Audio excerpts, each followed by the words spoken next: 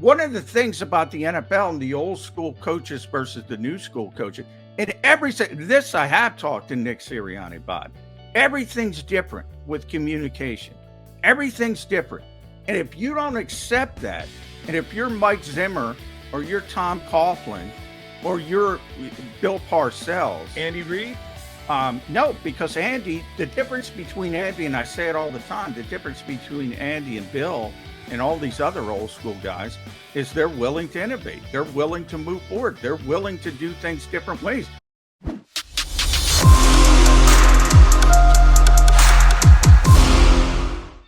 It is a Football Friday here on Birds 365 with your Mega Mac guys. I know every Friday is a Football Friday here on Birds 365, but this one is a little bit different because it's a Football Friday before an Eagles Sunday, something we haven't been able to say in 6 months. Looking forward to the next 4, maybe 5 months of Football Fridays leading into Eagle games. Jody McDonald along with my partner, John McMullen, who's going to hang with me for the first half hour. He's got to run into the city to get to the NovaCare Complex to get as much information as he can from the Eagles, which will be heavily guarded right up until their first game against the Detroit Lions on Sunday. All right, Johnny Mac, before what you think you're going to get today, you get anything yesterday while you're down there? Yeah, there's always little things, a lot of them we can't report till they'll shut the whole system down. I was talking to you and Glenn about that yesterday. It's comical, but, it is where it is in the NFL as a whole. The Eagles aren't the only team like this. I do think they're one of the more secretive teams from the coaching staff's perspective. At least they want to be. And I don't understand it, but it makes them happy. So one of the I'm going to get some off the record time with Nick Sirianni today. That's why it's important. So then you get some background. You can't talk about it, but at least you get some background information on what is going on, the thought process, and things like that. So, it's valuable, but it is an interesting. And I talk about it all the time in the NFL as a whole. It's interesting the way the sport is going because I think things have never been simpler. And that's because of preparation time, and you have to change. You don't have as much time to prepare as you used to, right? So, what do? You have to simplify things, and you have to scale things back to a certain degree. And that's not just the Eagles. Again, that's everybody. Because you don't have 2-a-days. You don't have all that off-season time. You don't have time to work with the quarterback. We had Seth Joyner on. You work with the quarterback from the minute the season ends, basically, to the next season begins. You don't have that anymore. So it does make sense from that perspective. But it's interesting that they find the need to be more secretive. But then again, a lot of these coaches weren't involved in that old system. So they probably look at it a different way. Part of the less time spent working and putting your offense and defense in place and upgrading the guys that you have and their ability to do what they have to do is mandated by the CBA. You are 100% right about that. Some of it is selected by the team, and that would be the case here in Philadelphia as well. When they are practicing, if they're practicing less than the 2006 or 1997, or if you really want to get crazy about it, the 1983 Philadelphia Eagles, back to Dick Vermeil. Oh, yeah, that's all dictated by the collective bargaining agreement. If they're practicing less than, say, I don't know, the Detroit Lions, who they play on Sunday, in this preseason, well, that's by choice. That's on the Eagles. And Yeah. they've achieved their first goal, which is go into the season healthy. And with Javon Hargrave being a full participant in practice yesterday, this side of Dillard and the injury that he suffered this week, this is a healthy football team starting the year, Johnny Mac. Yeah, and Detroit isn't, especially maybe the strength of their team. The offensive line is not healthy. And you start to say, hey, the Eagles are probably going to play. Now, we're going to have to wait till 17 games and to see that how that is. But the goal of the philosophy, and I always call it a cost benefit analysis, and I believe the Eagles are correct on this one. I believe it's more valuable to get to week one as healthy as possible and sort of whatever you want to term it, extended preseason, real preseason, those first couple games, play yourself into what you're going to be. And maybe it turns out a little bit ugly, like the Los Angeles Rams last night.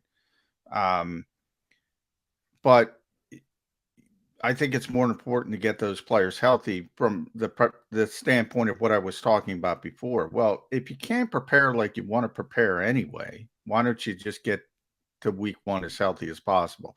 And, for the Eagles, Andre Dillard got hurt in practice, so you got one. But for the most part, all the starters are healthy and ready to go and ready to play week one. And we'll see. You have this ending debate because nobody knows, and this to me is why people won't let up on the thought of trying to find this formula. Like, what's the formula to stay healthy? There is no formula. You can't legislate injuries. I don't know who's going to show up in week one, but if Miles Sanders gets hurt or Jason Kelsey gets hurt, and they've had injuries that they've dealt with and they're going to come back. But even if somebody was healthy out of the blue, Jody, there are certain people that are going to say, well, that's because they didn't practice and that they didn't get ready. I don't know if that's the case. I have no idea if that's the case. Right. But here's the flip side to that, John. If the Eagles had worked harder, you have your definition of hard, I have mine. The Eagles have their. What would hard work actually be? If they had worked harder than they did, how do we know that no one wouldn't have been hurt anyway? Well, that's what I mean. That's the same thing. So we don't really know. So the only thing we can do is judge the results. As of now, the results are good because the Eagles only have one guy hurt on their entire 53, so they can set up, go, yeah, it worked the way we did it. That's true. They're right. But here's what you have to be able to do. You got to wait 2 or 3 weeks. They will now play a 40-minute football game with all of their starters playing the great 60. Majority of the game. Hopefully they go more than 40. They're going to lose. Yeah. It'll be over 60. By 40. That's why I mean 40. By the time we hit the 40-minute mark, the Eagles will be up by 2 touchdowns. So they may even choose to pull some of their regulars out of the game like they do in the preseason. Oh, that's right. Some preseason games, they don't even see the field. They don't even put shoulder pads on. But you got to go a couple games into the season because I think it's very legitimate to be able to say, well, maybe they got hurt in one of the first 3 games because they didn't put up enough physicality in preseason to get ready. I think this is an ongoing thing that you can judge, and even at that, it's differing philosophies. You can't prove anything, but I think if you're being fair, and I'm not talking about Jody McDonald or John McMullen. I'm talking about these organizations, and it's not just the Eagles. They spend so much time trying to study injuries and what they can do to prevent them and rehab. The rehab part of it, I'm 100% on board. Learn from rehabs of previous injuries and treating injuries. But the prevention of injuries, I mean, the open-endedness to me should answer the question. It's like there's both ends of the spectrum. You're raising your hand and saying, well, somebody gets hurt, but nobody knows. And we both agree to that. We both default and stipulate that, like, I don't know if what they're doing is keeping them healthier. There's no way I can know that. And there's no way if somebody gets injured and all of a sudden they have this flux of injuries. Now, people can blame it on something, but they don't really know. And that's all I'm saying from the mind of the experts. Like, why can't they accept that Occam's razor? The simplest answer is usually the right one. Cross your fingers, man. It's a difficult sport. It's a physical sport. There's non-contact injuries. Everybody talks about Jalen Hurts. Well, Jalen Hurts can't play the way he plays. They say it about Josh Allen last night. When is it coming for Josh Allen? When is it coming for Josh Allen? The ironic thing about Jalen Hurts is he got hurt in the pocket last year when he did get hurt. He didn't get hurt outside the pocket. Right. There's no rhyme or reason to any of this other than speculation. And, that's our job. I'm not criticizing you. I'm not criticizing that. That's what we have to do. But from the experts, the people that get paid to go into somebody's office, whether it's Howie Roseman or Nick Sirianni, and say, "Oh, this prevents injury." Oh, bleep. You don't know. And nobody knows You for don't sure. know. And oh, by the way, the Bills put the game away in the second half when Josh Allen started running the football. It was 10-10 at half. Allen didn't do anything with his legs in the first half, or he started taking off and making plays in the second half, and the Bills go out and win by 3 touchdowns. So I hope it plays similarly with the Philadelphia Eagles this week. I hope that Jalen Hurts is still allowed and or takes it on his own to make a couple of big plays with his legs, because it's what he does better than anything else. All Eagle fans have to hope this year that the arms catch up to his legs. But as of right now, his best weapon is his legs. And I hope the Eagles, although I expect them to, and I'd like to see them improve in the passing game. That's why you got A.J. Brown. Let's hope that Jalen Hurts makes a couple of plays with his legs. All right, one thing I feel the need to bring up here, and yeah, when you take your leave for the NovaCare Complex, I will once again hearken that yours truly is predicting 12 wins for the Eagles and an appearance in this year's Super Bowl. But before we get there, I got to call one of the deities of here in town on the carpet. Did you see the Eagle hype video, Johnny Mac? I did, because they sent it to me. So, but I watched it really quickly. So but I did watch it. But well produced. It had its always effect. Well produced. It is. They're very good at that. Had its effect on me. And yes, I'm a little more jacked for the Eagles season, having watched it. But I need to give you one quote from that Eagles hype video. We're going to prove to you that we're the best. Do you know who said that? Is that Kelsey? That would be Jason Kelsey, who lectured Jody McDonald, John McMullen, and every other member of Eagle Nation who isn't in their locker room that expectations are bull bleep, and that it doesn't matter how does he go about lecturing the world about overstay and putting out expectations, and then stare into a camera for an Eagles hype video and go, "We're going to prove to you that we're the best"? Didn't you just raise expectations, Jason? Now, I know he's a god in this town, and it's well earned, and he will forever be a Philadelphia favorite. But how can you in 2 days go from lecturing people to not set expectations for the team and then do so yourself on video that is going to live forever?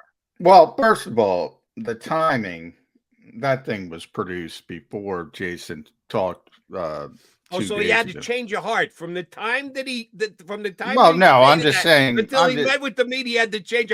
Was it a divine intervention? God came down and told him, "Oh, don't overhype the season. Don't set those expectations."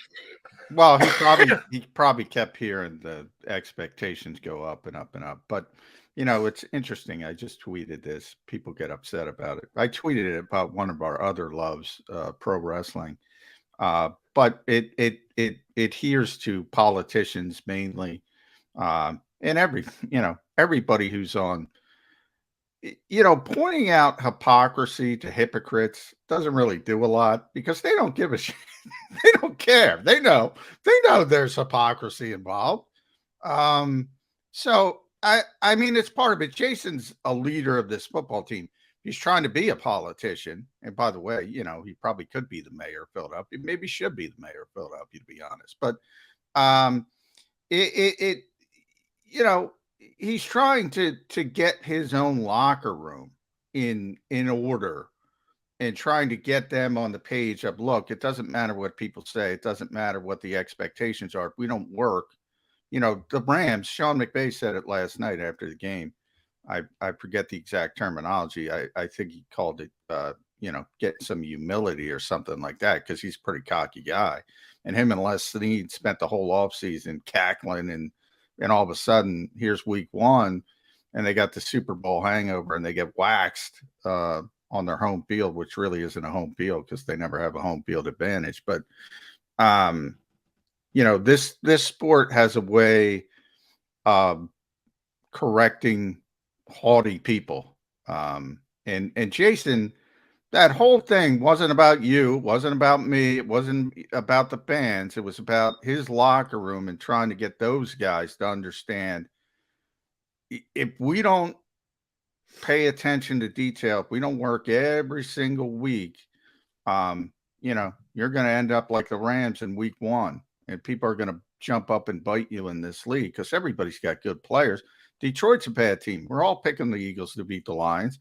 Detroit's one of the worst teams in this league. Still, they're getting a little bit better. But you look up and down the roster and you say, oh, that's a pretty good player. That's a pretty good player. Oh, they got Penei Sewell last year. They got Aiden Hutchinson this year. All of a sudden, Jeffrey Okudah's back. Who knows what he turns into? Mike Hughes, former first-round pick. Who knows? Amon St. Brown, we had Tim 20, DeAndre Swift, people know. There's good players all over. Say that about all 31. Yes, that's what I'm saying. So this isn't Alabama versus whoever they're going to schedule to give their weeks off, where you can count on it. You literally know you're going to win that football game.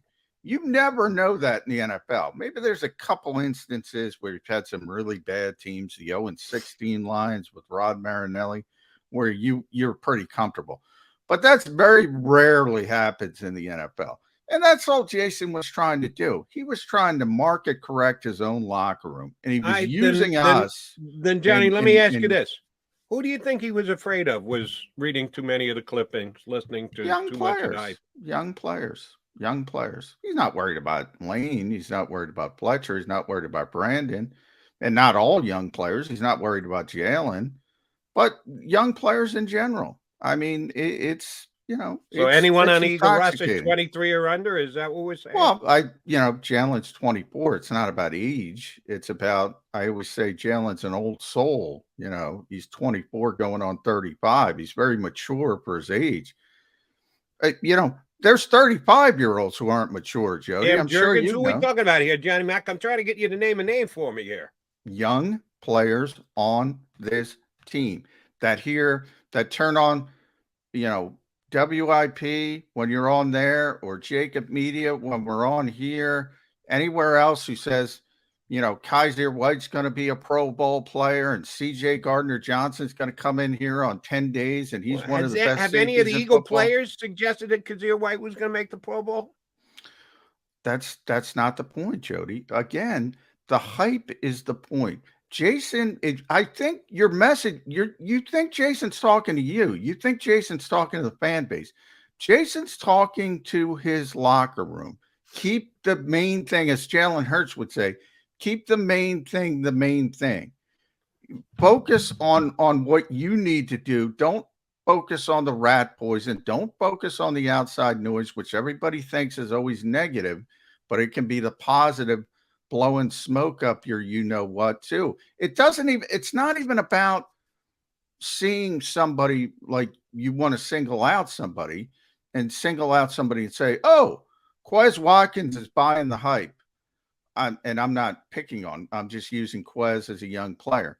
Quez Watkins is buying the hype.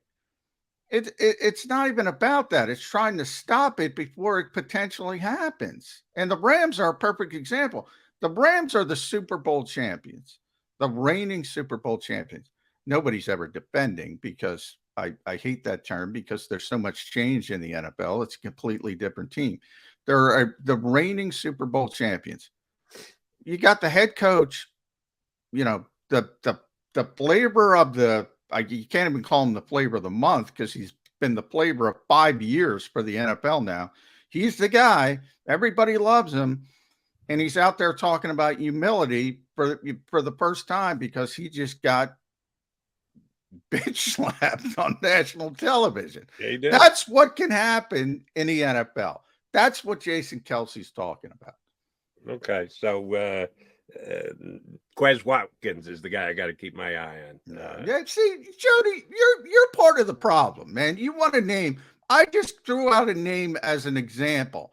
I didn't say Quez was behind the expectation. You wanted a young player. I said there's potential. If Quez Watkins, as a young player who's not proven, but Eagles fans put him up on this pedestal he shouldn't be on, if he believes that, not he believes it, that can turn in a very, very negative direction. That's what Jason Kelsey's trying to do. He's been through all this. He's been through when this team was expected to be good, when this team was expected to be bad. He knows how it works. Sometimes, and this is why I was talking about it with pro wrestling, sometimes in the big CM Punk controversy in pro wrestling, sometimes older guys try to tell younger guys, and younger guys don't listen because they think they have every freaking answer. They think every answer, and I'm sure people have gone through this in their regular life with their kids or the people they know. And I know when I was 22, I thought I knew everything. And guess what, Jody? I didn't know jack shit about jack shit. That's what Jason Kelsey is doing. And there's a lot of guys. And I think this generation is even worse because of the social media video. We didn't do this generation any favors as a government, leaders shutting down. There's people that don't have an ability to communicate well because of what went on. There's all these millions of things that have nothing to do with football that can lead to being a good football team. And that's what Jason Kelsey's doing. And that's why he's brilliant at what he does. And that's why he is who he is. And he's going to the Hall of Fame someday. But I thought his statement the other day was misguided. If that's, and you're right, in at least in part, it's in testament to the world in which we live and the way people are informed, that he has to go through the media to make his point to his teammates that he might have concern about when he has this tremendous availability. He can walk up to him and look him in the eye in the locker room. They shouldn't have to do it to a media availability where he is putting everyone on notice. Maybe he's narrow focusing what he's doing specifically to the 2, 3, 4, 5, 6, Quez Watkins or whoever else that he has some concerns with, that they're a little bit overhyped from where the team is actually at right now and or what they've accomplished. I would think the better way to handle it would be to go up and stare him in the face and go, listen, we haven't won, pardon the French, shit so far. So why don't we stay focused on what we're supposed to do rather than have to take it to a media where every single Eagle fan is listening. And Jason Kelsey is making this statement about the team.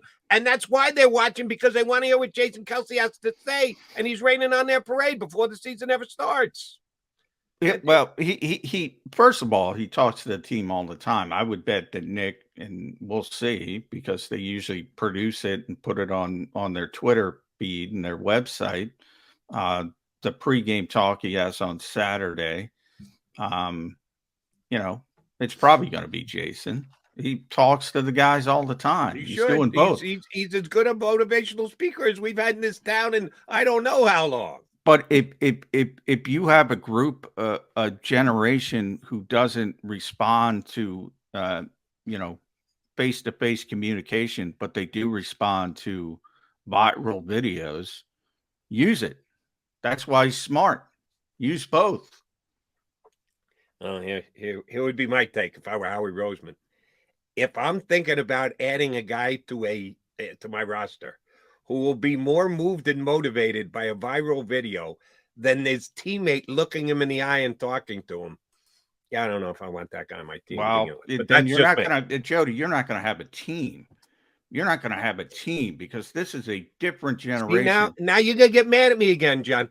Name three guys on the Philadelphia Eagles. You just said they wouldn't have a team if I did it my way. Name three players that you would consider more motivated by watching a viral video than Jason Kelsey talking to a man-to-man, face-to-face. Well, they're on the Eagles right now. I'm not going to name names because I don't know them. No, because I don't know them personally, and I'm not there. But I know you know enough to tell me that you wouldn't be able to field the team. I'm not. So many players are more motivated by viral videos than their team captain looking them in the eye and telling them how to handle their business. This is common sense. I'm talking about the generation. So I will say Jalen Hurts is the exception to the rule. So I'll say 25 and under. I'll say 25 and under. One of the things about the NFL and the old school coaches versus the new school coaches, and this I have talked to Nick Sirianni about. Everything's different with communication. Everything's different. And if you don't accept that, and if you're Mike Zimmer or you're Tom Coughlin or you're Bill Parcells, Andy Reid? No, because Andy, the difference between Andy, and I say it all the time, the difference between Andy and Bill and all these other old school guys is they're willing to innovate. They're willing to move forward. They're willing to do things different ways. They're willing to hear other ideas in different ways. Every single coach has talked about the difference in communication, the lack of attention span, the quickness you have to get something across. Everybody's got their phones open now. It's a different generation. They talk about this all the time in a more obtuse way, not obtuse, but in a more sort of crafted way, in the fact that they don't want to insult people, but it is different. And you're not going to sit guys in for an hour and a half meeting and expect them to pay attention all the time. You got to go quick. You got to get your points across. And you got to do it in a different way. And one of the things with the pandemic, and we all thought it would be this huge advantage for the Eagles because everybody was changing coaching staffs and except the Eagles, and it turned out to be the exact opposite because, and this might be some sour grapes, certainly from the organization standpoint, but the thought was Doug didn't handle the pandemic well. Doug's a face-to-face guy. Doug wants people in front of him. Doug wants all that. And all of a sudden you're in Zoom like we are, or StreamYard like we are, Jody, and you got to communicate through this avenue.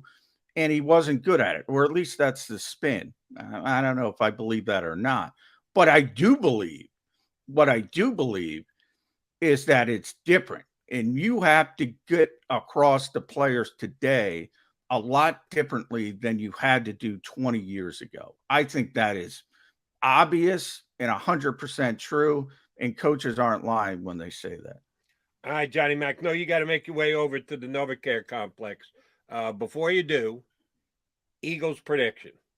Got to get you officially on the record. You and I were both at 11 from the time the schedule came out back in April. I've elevated to 12. It's as much a statement about other teams in the NFL as it is the Eagles. I think Harry Roseman's done a nice job since when the schedule first came out, and I think the Eagles have a slightly improved roster. I thought it was pretty damn good to begin with. So I've gone as high as 12, and yes, I bet the Eagles to go to the Super Bowl. You were at 11 in April. You've been leaning toward 11. Are you staying at 11? Are you moving up? Are you moving back? What's your official prediction for the Eagles here in 2022? Yeah, I'm staying at 11 because I haven't seen anything good or bad to go up and off of 11.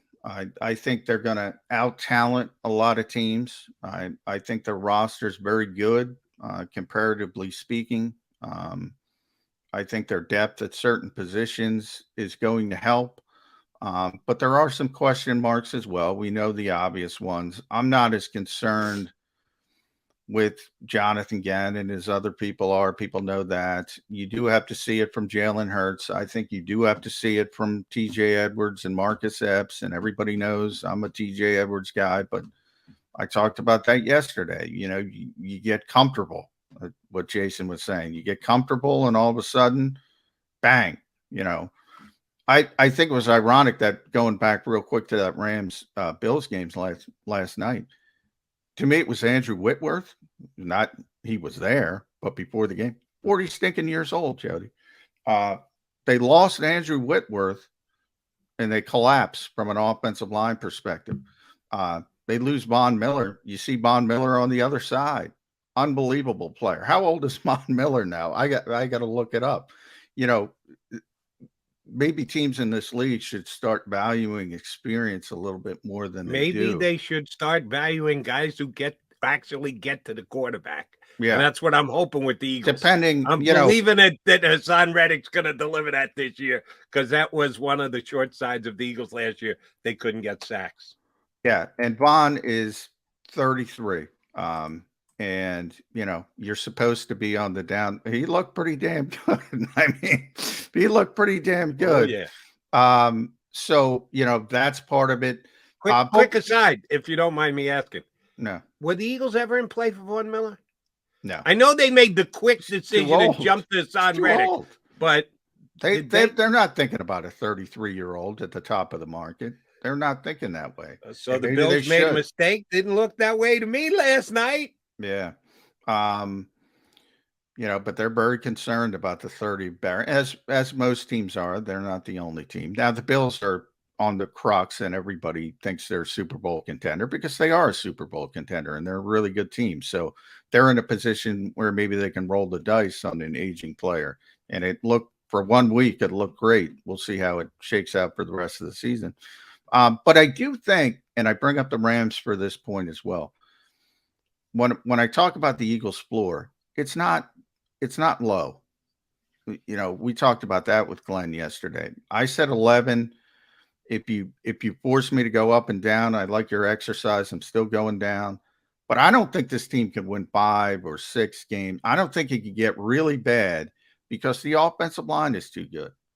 And when you can't block people in this league, like the Rams last night, you're going to have issues. But when you can, you're going to win some games, even if you're mediocre. And I think that kind of defined the Eagles last year, to be honest. And the same thing as this year. Their floor is not low. The question is the ceiling right now. I got them at 11 wins, NFC East title, and I am a hater, Jody McDonald. You are not. I only have them at 11 you wins. Are not. Just because you're one game behind me, and I'm predicting more playoff success than you are.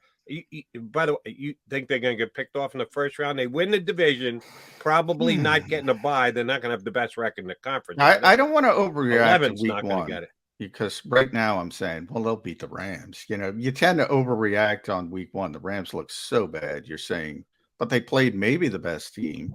Right. Sean McVay is a good coach. Probably not as good as everybody thinks, but he is a good coach.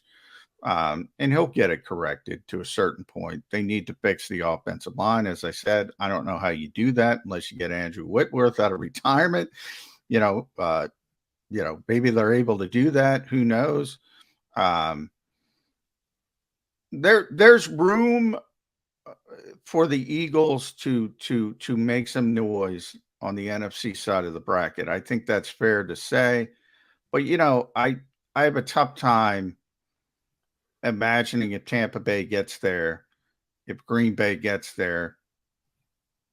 How am I going to pick the Eagles over teams like that? If they're in the playoffs, I don't know how I can. So, but it's a long way to go. There is room. There is room for the Eagles to make some noise, and that's what I'm talking about. The floor is, pretty good.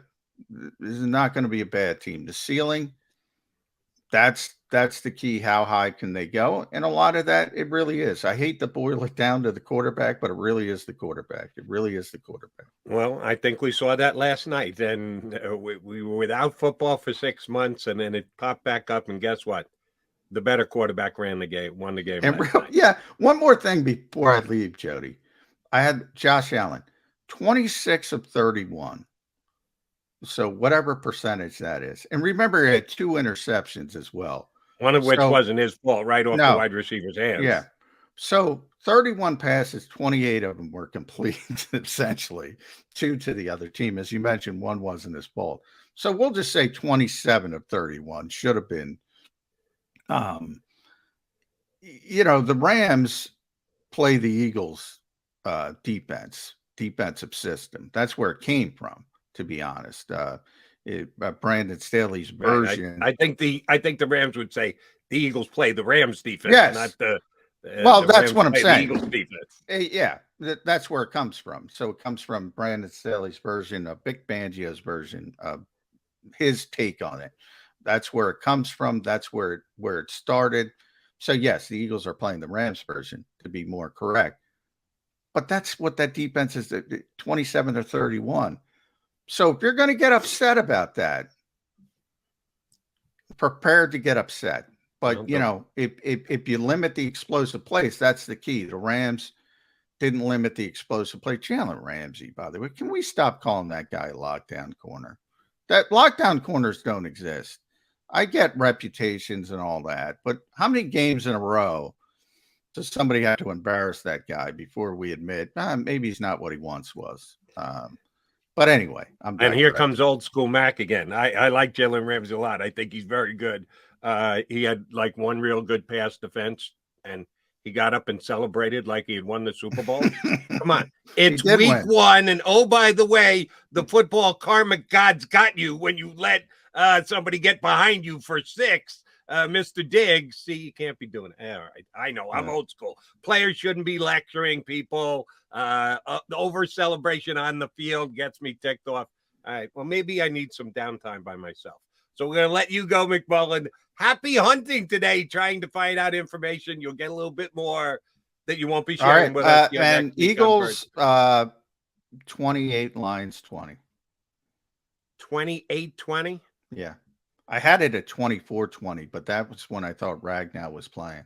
I don't think he's going to play, so now I bumped it up to 28-20. Okay. I'm not sure how Ragnow is going to help the Eagles get 4 more points, but no, it's more about all-encompassing. That's the strength and all of it. The strength. Yeah, I don't think the Lions scored 20 points. I'm not that high on their offense, but we both have the Eagles winning that and covering, which is also important. That's the most important thing. Johnny Mac, happy hunting. See you back here on Monday, buddy. All right. Thanks, Jody. John.